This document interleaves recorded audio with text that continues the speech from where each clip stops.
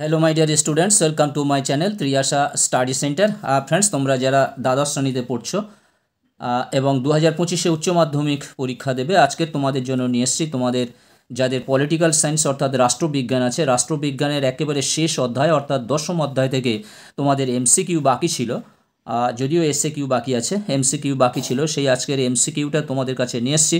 তোমাদের 10ম অধ্যায়ের নাম হলো স্থানীয় স্বায়ত্তশাসন। স্থানীয় স্বায়ত্তশাসন এর আগে 9ম অধ্যায় তোমরা যারা পাওনি, এখনও পর্যন্ত পাওনি, আমি এই অধ্যায়ের প্রশ্ন উত্তরগুলো বলার পর সেটি তোমাদের দেখিয়ে দেবো একসঙ্গে 9ম এবং 10ম অধ্যায়। বন্ধুরা, তোমরা যারা চ্যানেলটি সাবস্ক্রাইব করোনি অবশ্যই তোমরা চ্যানেলটি সাবস্ক্রাইব করে নাও। বন্ধুদেরকে লিঙ্ক বেশি বেশি করে শেয়ার করো, তোমরা একটা লাইক করে দিও, প্রয়োজনে কমেন্ট করো। এসো আমরা প্রশ্ন উত্তরগুলো পড়ে নিই। তোমাদের 10ম অধ্যায় স্থানীয় স্বায়ত্তশাসন, এটি দিলে তোমাদের পুরো এমসিকিউ পর্বটা টোটালি শেষ হয়ে গেল। 1 থেকে 10ম অধ্যায় পর্যন্ত পুরোপুরি শেষ হয়ে গেল। একের দাগের দেখো, পশ্চিমবঙ্গের পঞ্চায়েত আইন প্রণীত হয় 1947, 75, 73, 1977 সালে। অ্যান্সার হবে 1973 সালে। পশ্চিমবঙ্গের পৌর আইন প্রণীত হয় 1990, 1992, 1993, 1994। পৌর আইন প্রণীত হয় 1994 সালে। 1994 সালে পঞ্চায়েত সমিতির প্রশাসনিক প্রধান হলেন বিডিও, এসডিও, চেয়ারম্যান, সভাধিপতি। অ্যান্সার হবে BDO, block development officer. BDO means block development officer. 4 দাগের প্রশ্ন হলো, কর্পোরেশনের আমলাতান্ত্রিক প্রধান হলেন mayor, deputy mayor, commissioner, councillor. আমলাতান্ত্রিক প্রধান হলেন কমিশনার, অর্থাৎ অপশান সি। 5 দাগের প্রশ্ন, পশ্চিমবঙ্গে প্রথম পঞ্চায়েত নির্বাচন অনুষ্ঠিত হয় 1980, 78, 75, 77। অ্যান্সার হবে 1978 খ্রিস্টাব্দে। পশ্চিমবঙ্গে প্রথম পঞ্চায়েত নির্বাচন অনুষ্ঠিত হয় 1978 খ্রিস্টাব্দে। ন্যায় পঞ্চায়েত গঠিত হয় ড্যাশ জন সদস্য নিয়ে। 10 জন, 8 জন, 7 জন, 5 জন। অ্যান্সার হবে 5 জন। 5 জন সদস্য নিয়ে ন্যায় পঞ্চায়েত গঠিত হয়। গ্রাম পঞ্চায়েতের সর্বাধিক সদস্য সংখ্যা হতে পারে 10 জন, 20, 25, 30 জন। অ্যান্সার হবে 30 জন। গ্রাম পঞ্চায়েতের সর্বাধিক সদস্য 30 জন হতে পারে। পঞ্চায়েত ব্যবস্থার সর্বোচ্চ স্তর হলো পঞ্চায়েত সমিতি, জেলা পরিষদ, গ্রাম পঞ্চায়েত এবং গ্রামবাসীরা। অ্যান্সার হবে জেলা পরিষদ। পঞ্চায়েত ব্যবস্থার 3টি স্তর আছে, গ্রাম পঞ্চায়েত, পঞ্চায়েত সমিতি এবং জেলা পরিষদ, এই 3টি স্তর। তার মধ্যে সর্বোচ্চ স্তর হলো জেলা পরিষদ। পঞ্চায়েত সমিতির সভা পরিচালনা করেন প্রধান, সভাপতি, সভাধিপতি, উপপ্রধান। অ্যান্সার হবে সভাপতি। বন্ধুরা, আজকে তোমাদের দ্বাদশ শ্রেণীতে 2টি ভিডিও যাচ্ছে। আমি আজকের পলিটিক্যাল সায়েন্সের এমসিকিউটা সেরে দিলাম। আজকের রাত 8টার দিকে তোমাদের আরও একটি ভিডিও যাবে। দেখি যে কোনো একটা সাবজেক্টের তোমাদের ভিডিও যাবে, না হয় হিস্ট্রি কিংবা সংস্কৃত, যে কোনো একটা বিষয়ের তোমাদের ভিডিও যাবে। 10 দাগের প্রশ্ন, কলকাতার পৌর নিগম আইন প্রণীত হয়েছিল 85, 83, 93, 1980, 1980 সালে। কলকাতার পৌর নিগম আইন প্রণীত হয়েছিল 1980 সালে। তপশিলি জাতি, উপজাতি ও মহিলাদের জন্য 73তম সংবিধান সংশোধনের মাধ্যমে আসন সংরক্ষণের ব্যবস্থা করা হয়েছে 1993, 94, 92, 95 সালে। অ্যান্সার হবে 1992 সালে, অপশান সি। পশ্চিমবঙ্গের ন্যায় পঞ্চায়েত গঠিত হয়, প্রতিষ্ঠিত হয়নি 1962 সালে, 72, 82 সালে। পশ্চিমবঙ্গে কোনো ন্যায় পঞ্চায়েত গঠিত হয়নি।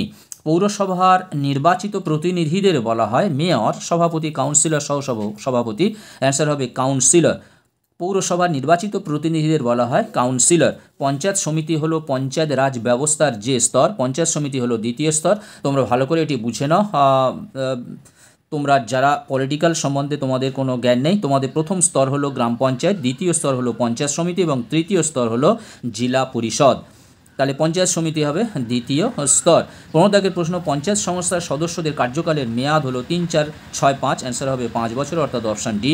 ব্লকের বিকাশমূলক কাজের উদ্যোক্তা হলেন ADM, DM, SDO, BDO. Answer হবে বিডিও। বিডিওর পুরো নাম হলো ব্লক ডেভেলপমেন্ট অফিসার, আর এসডিওর পুরো নাম হলো সাব ডিভিশনাল অফিসার, আর ডিএম হলো ডিস্ট্রিক্ট ম্যাজিস্ট্রেট।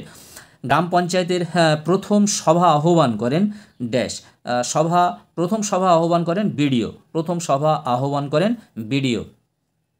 এই চ্যাপ্টারটি তোমাদের কাছে ভেরি ইম্পর্টেন্ট, কারণ এর থেকে কমপক্ষে 3টি প্রশ্ন তোমাদের থাকবেই, 3টি এমসিকিউ প্রশ্ন তোমাদের থাকবে। প্রশ্নগুলি একটু ভালো করে দুবার করে পড়ে নিলে তোমাদের হয়ে যাবে। ছোট শহরগুলির স্বায়ত্তশাসন পরিচালিত হয় পৌরসভার দ্বারা, গ্রাম সভার দ্বারা, রাজ্য সভার দ্বারা, পঞ্চায়েত সমিতির দ্বারা।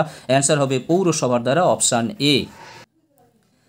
19 দাগের প্রশ্ন, পশ্চিমবঙ্গে প্রথম পঞ্চায়েতি রাজ ব্যবস্থার কয়টি স্তর আছে? 2টি, 3টি, 4টি, 5টি? অ্যান্সার হবে 3টি স্তর, যেটি আগে থাকতে বলে দিলাম যে পঞ্চায়েতি রাজ ব্যবস্থা 3টি স্তর আছে। 20 দাগের প্রশ্ন, বর্তমানে কলকাতা পৌর নিগমে কাউন্সিলরের সংখ্যা হলো? বর্তমানে পৌর নিগমে কাউন্সিলরের সংখ্যা হলো 144 জন।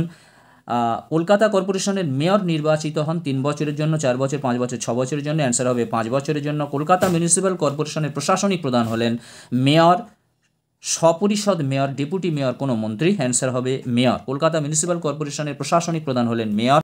পশ্চিমবঙ্গের মোট পৌরসভার সংখ্যা হলো 115, 17, 27, 37। অ্যান্সার হবে 127টি। এছাড়া দেখতে পাচ্ছ তো কয়েকটি অপশান ছাড়া তোমাদের প্রশ্ন দেওয়া রয়েছে। 24 দাগের প্রশ্ন, পশ্চিমবঙ্গে জেলা পরিষদগুলিতে প্রতিটি ব্লক থেকে কতজন সদস্য জনগণের দ্বারা নির্বাচিত হন? 3 জন। পশ্চিমবঙ্গের জেলা পরিষদগুলিতে প্রতিটি ব্লক থেকে 3 জন করে জনগণের দ্বারা নির্বাচিত হন জেলা পরিষদের সদস্য হিসেবে। পশ্চিমবঙ্গে পৌর বিল পাশ হয় 1993 খ্রিস্টাব্দে। বড় কথার অর্থ কি? এলাকা। বড় কথার অর্থ হলো এলাকা। পশ্চিমবঙ্গে পঞ্চায়েত ব্যবস্থার যাত্রা শুরু হয় 1957 খ্রিস্টাব্দ থেকে। পঞ্চায়েত সমিতির প্রধান কে বলে? সভাপতি। পঞ্চায়েত সমিতির প্রধানকে বলে সভাপতি, এবং জেলা পরিষদের যিনি প্রধান তাকে বলা হয় সভাধিপতি। জেলা পরিষদের কার্যনির্বাহী আধিকারিক হলেন ডিস্ট্রিক্ট ম্যাজিস্ট্রেট বা ডিএম। পৌরসভার মুখ্য প্রশাসক হলেন চেয়ারম্যান। বন্ধুরা, এই ছিল তোমাদের আজকেকার 10ম অধ্যায়ের ভিডিও। তোমরা অবশ্যই করে চ্যানেলটি সাবস্ক্রাইব করে নাও এবং বন্ধুদেরকে লিঙ্ক বেশি করে শেয়ার করো। এবং আরও একটি ভিডিও তোমাদের হয়তো আজকে রাত 8টার ভিতরে অন্য একটা সাবজেক্টের ভিডিও যাবে। আর এছাড়া তোমাদের আমি নবম অধ্যায়টা দেখিয়ে দিচ্ছি। তোমরা যারা নবম অধ্যায়টা এখনও পর্যন্ত পাওনি, তোমরা পলিটিক্যাল সায়েন্সের প্লেলিস্ট ফলো করো। পলিটিক্যাল সায়েন্সের প্লেলিস্ট ফলো করলে তোমরা অবশ্যই নবম অধ্যায় পাবে। তাছাড়া তোমরা যারা নতুন আছো এবং প্লেলিস্ট দেখতে পারো না, তোমাদের জন্য আমি আরও একবার নবম অধ্যায়টা দেখিয়ে দিলাম।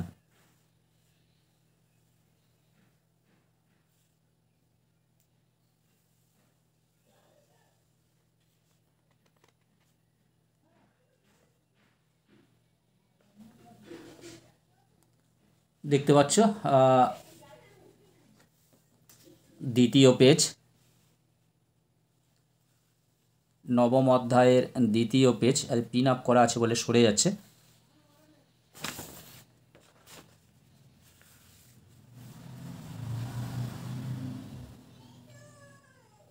এটা তৃতীয় পেজ, নবম অধ্যায়ের তৃতীয় পেজ।